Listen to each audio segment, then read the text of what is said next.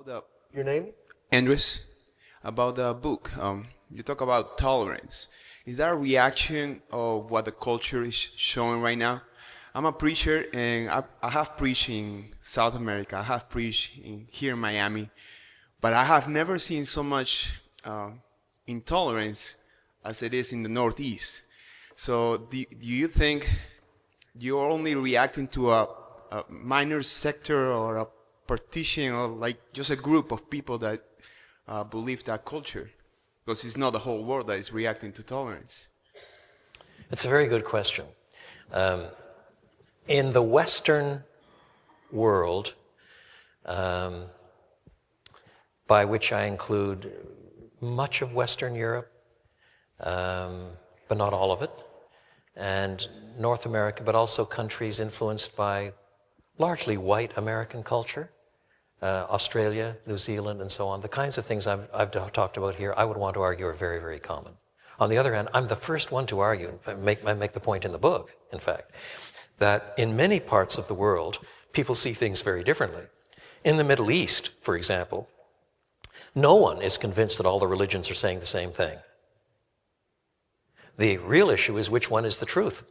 Is it Judaism? Is it Christianity? Is it Islam? And questions of tolerance work out within the matrix, not of saying, there's virtually no place for the so-called new tolerance there at all. It's the degree of the old tolerance that you can get away with. So when I've had long discussions in university circles in Muslim countries, I won't tell you which ones, but very interesting, where I've had Zoroastrians and Buddhists and Hindus, and above all Muslims there, talking back and forth.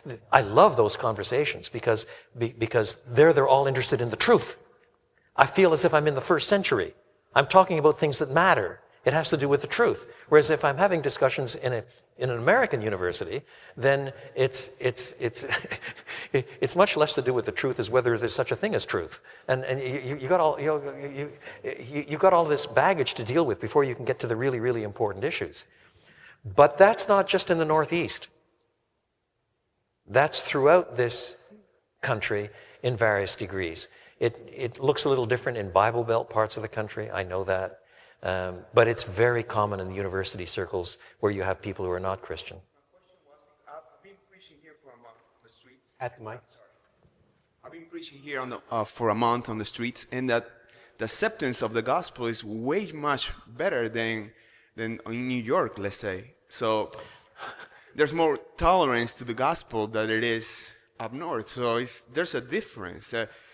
People see you, and then when they hear the gospel, they don't want to hear you judging them. They want to hear the other side, right? So there's way more acceptance. So there's more tolerance. Let's say the old tolerance. That's probably true. My friend Tim Keller likes to say that in New York City, evangelical means approximately on the street Protestant jihadist.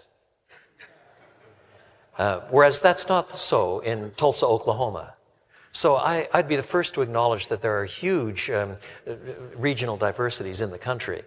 But on the other hand, if you are in the streets of Orlando doing street preaching, and you're not just talking positively about the gospel and forgiveness of sins and so on, but actually say that Jesus actually does insist that you turn from wicked ways. You cannot cheat on your income tax, and you cannot sleep with your brother's spouse, and you cannot practice homosexuality. You won't go far down that list before you get some really angry reactions in Orlando too.